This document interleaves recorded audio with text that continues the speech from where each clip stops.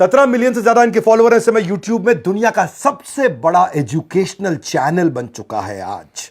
हर video 1 million ऐसे जाता है, ऐसे 1 मिलियन जाता है।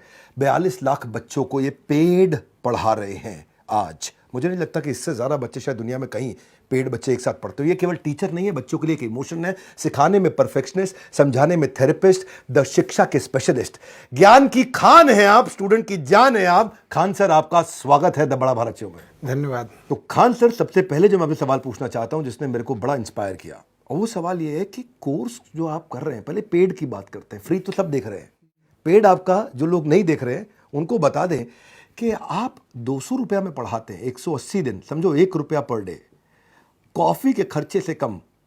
इरादे आपके नेक है तभी कीमत रुपया 1 है। तो मतलब यह है कि एक फेमस सेइंग है कि आपके जो कोर्सेज है खान सर, वो इतने सस्ते हैं कि कंपटीशन पैदा नहीं हो सकता है। तो ये इतने सस्ते कोर्सेज आपने लॉन्च कैसे किए? देखिए, हमको लगता है ना कि जिसे जिंदगी जीने के लिए ऑक्सीजन जरूरी है, वैसे एजुकेशन भी बहुत जरूरी है। भारत को विश्व गुरु कहा जाता था, हमारी संस्कृति पूरी दुनिया में जानी जाती थी। तो हम लोग इसको खोते जा रहे हैं। रीजन क्या है कि एजुकेशन बहुत महंगा हो गया है।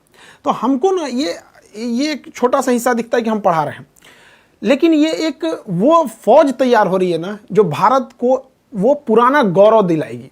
तो हमको वो एक बड़े एस्पेक्ट्स में सोचना है कि हमको कैसे पूरी एक समझिए कि एक पढ़े लिखों की एक सेना खड़ी करनी है जो तलवार से नहीं कलम से लड़ेगी। और उस समय जब भारत जो सोने की चिड़िया कहलाती थी, हमको वही वाला भारत चाहिए। और इसके लिए बहुत बड़ा फीस देंगे तो नहीं पॉसिबल है। हमको चाहिए कि वो एक ठेला वाला, रिक्शा वाला जो है, जिसके पास कुछ नहीं है पैसे, 1 रुपये में 1 रुपये भी पढ़ सकता, वो भी नहीं है तो वो भी आए तो भी पढ़ाएंगे हम उसको। लेकिन तुम हमारी भारत की जो भारत निर्माण की जो सेना है उसमें पीछे नहीं रह सकता है। इस भारत निर्माण के हर सैनिक के हाथ में एक कलम होगा। बड़े संघर्षों से निकले आप, आपके ऊपर भी आया, और मैंने सुना परिवार पे भी आपका काफी संघर्ष रहा बचपन में। आपने मतलब फिर भी कहते हैं कि जीवन में का सबसे बड़ा गुरु ठोकर है। खाते जाओ सीखते जाओ, खाते जाओ सीखते जाओ। तो आपका बचपन बहुत मुश्किलों में गुजरा। पिता के पास स्टेबल जॉब नहीं थी, चीजों का अभाव था, पेंसिल तक आपको आधी करके दी जाती थी, और कुछ सादे पन्ने आपको मिलते थे तो माँ उनको जोड़ करके सिल करके दिन में हम लोग बटोर के लाते थे। घर के आगे कॉलेज था तो वो जो कुछ के किताब जो फेंक देते थे कॉपी, तो उसमें जो सादा रहता था उसको फाड़ ले आते थे और उसको सिल के मम्मी दे देती थी।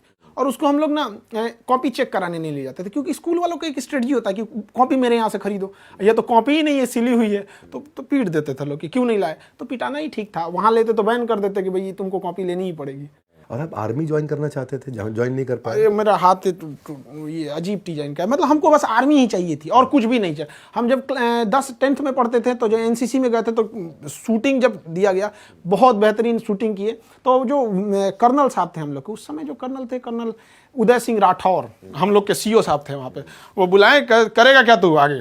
आर्मी वालों की भाषा ही बहुत स्टिक होती है, तो हम उन्हीं को देख के कहें कि यही बनना है हमको। तो बाद में एनडीए वगैरह जाना था, तो काफ़ी मेडिकल टर्म्स उसके हार्ड होते हैं, तो वहाँ सक्सेस नहीं हो पाया इनमें। और ऐसे चीज़ों में आप छटिएगा जो कभी सही भी नहीं हो सकता है, तो फिर वहाँ जाना कोई मतलब नहीं बनता। फिर बाद में एजुकेशन टीचिंग में चले आए।